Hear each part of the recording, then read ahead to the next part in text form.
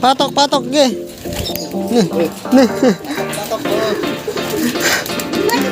Patok, patok. Lalo sa mga newbie na gustong magpuli para ma-monitor nyo yung uwian ng ibon nyo kung pwede na bang sali sa pooling. Kasi ang speedan kasi sa pooling na possible naman nanalo ka is 1. Papalo yan. Abangan natin bukas mga kalapatid. Papalo o mapapalo? Yun, what's up sa inyo mga kaibigan? Nagbabalik na naman ng Team Chambayo Robbie. So for today's video, may nagtatanong nga na isang kalapatids natin. Ang tanong nga niya mga kalapatids, kung ano daw ba yung ginagamit nating application para malaman natin kung ano ang speed ng ating mga ibon.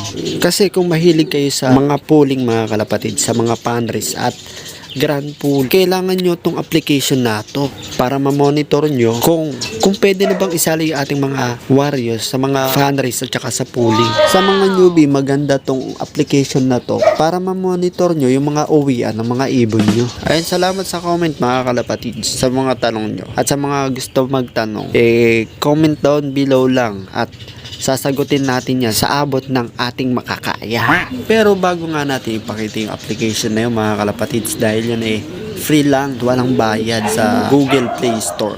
Ipapakita ko nga muna sa inyo yung bago natin panlaro sa North Summer Race. Kasi nga mga kalapatids, mag-i-start na naman ang laro sa North Race. Kaya naman mag-i-start na rin tayo mag-training sa Norte. So tara mga kalapatids, tignan natin yung dalawa nating panlaro sa Norte, sa North Summer Race. Andito siya sa taas. So, eto nga yung sinasabi ko sa inyong panlaro natin sa Norte. Sa North Summer Race pala. Bali, dalawa lang sila mga kalapatids. Tatlo sana sila. Kaso, yung isa mga kalapatids, nawala na. Pero sigurado ako dito sa dalawang natira na to, eto na yung matibay.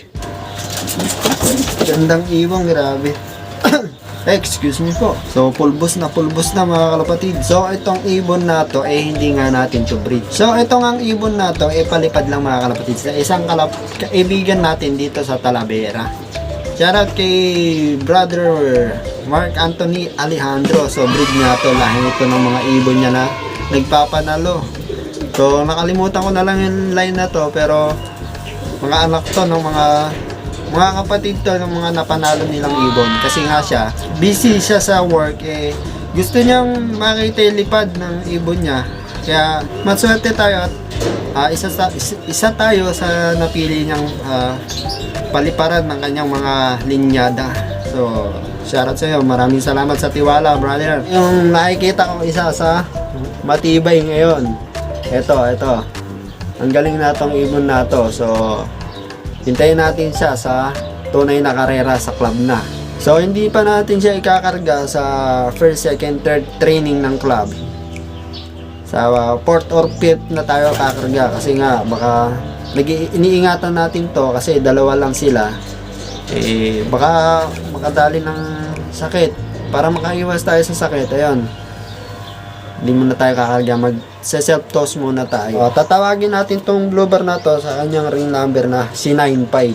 Sana mapadulo natin. Gandang ibon, ang kinis. Medium size siya, hindi siya malaki. Tsaka yung katawan niya, bilog mga kalapatids na magaan. So, gandang ibon na to guys, kinis. Ito namang isang ibon na to, ito hen to.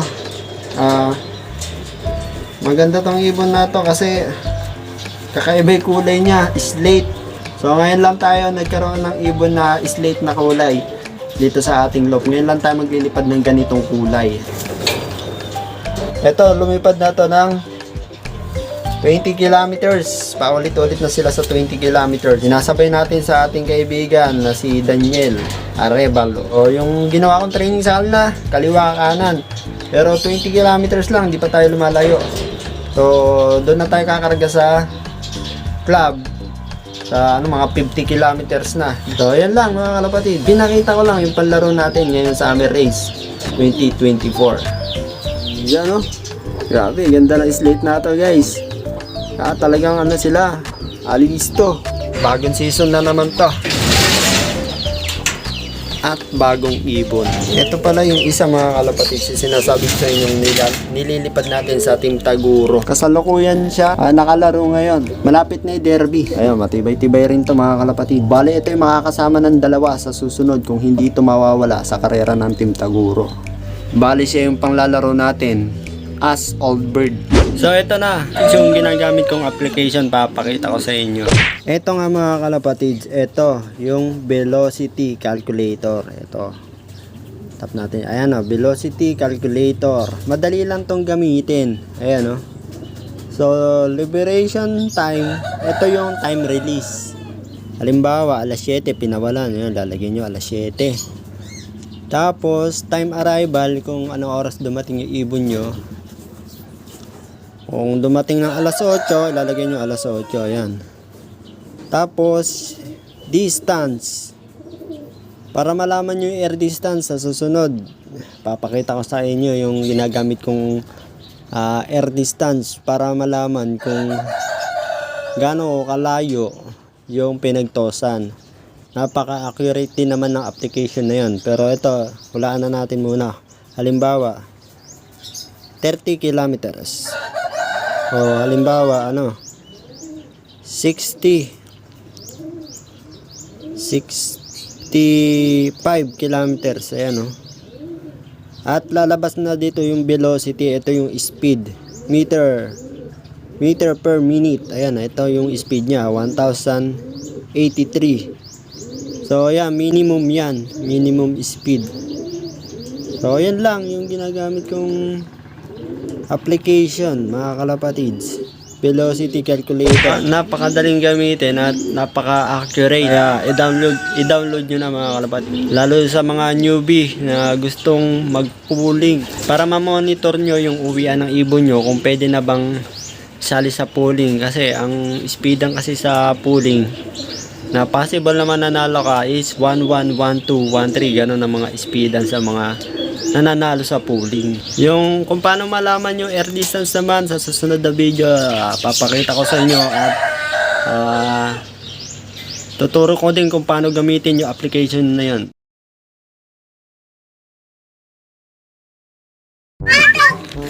Patok ge.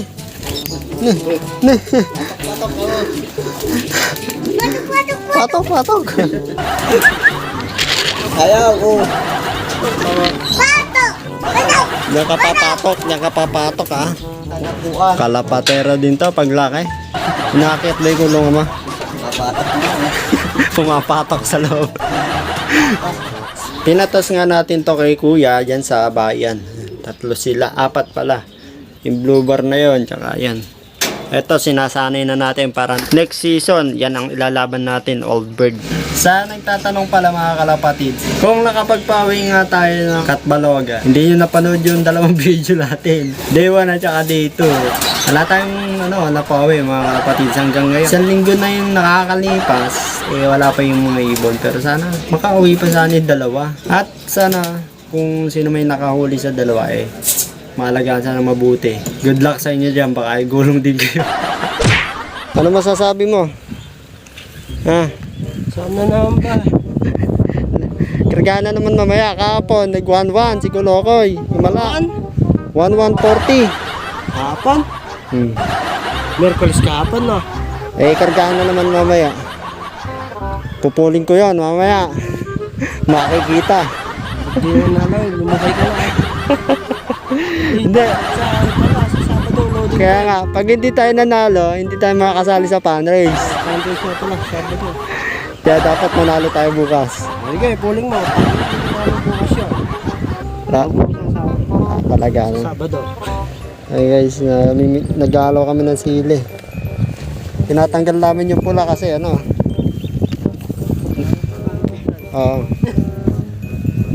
nahalaw namin. Tapos mamaya samahan nyo kami mag-load ng kalapate at isasali nga natin yung grazer. Na yun. Wala na naman pinahiya na naman tayo Gagi. Manayo mo kaaga niya kahapon, mag 1-1. Nakachamba na naman ng daan yun. Naganday daan. Agad na daan. May nasabitan sigurong matulin-tulin yung grizzle na yan. Kasi yung kay Sir Sir Mariano eh. Ah, nasabit. 30 plus din lagi eh. Oh. Kasabay ka ako siguro. Sumabit dun yun. Baka tumuka sa buntot. Sa buntot. Sumabit sa buntot. Grabe. Busit yung ibon na yan. Hindi tayo manalo bukas. Wala tayo pang interest. Oo. Kailangan. Manalo sa bukas. Kailangan manalo siya bukas para may pang-entry sa fundraise. Yun na lang yun. Pero pag hindi nanalo, eh wala. Training. Wag na siyang isali. Training ulit. Ay, alam, 150 na pala. 115 kilometers. 115 kilometers. Antipolo. Antipolo. Antipolo Rizal. Oh, malayo-layo na pala. Kahapon ano lang, 94. Tayo. Maano na naman yun. Hindi na naman i-speed yun. Lumayo eh. Hindi mo ginamat kahit na wala dun yun. Hang, eh, dami bunga. Papalo yan, papalo. Hang. Yee. Papalo yan. Abangan natin bukas mga kalbatid. Papalo o mapapalo?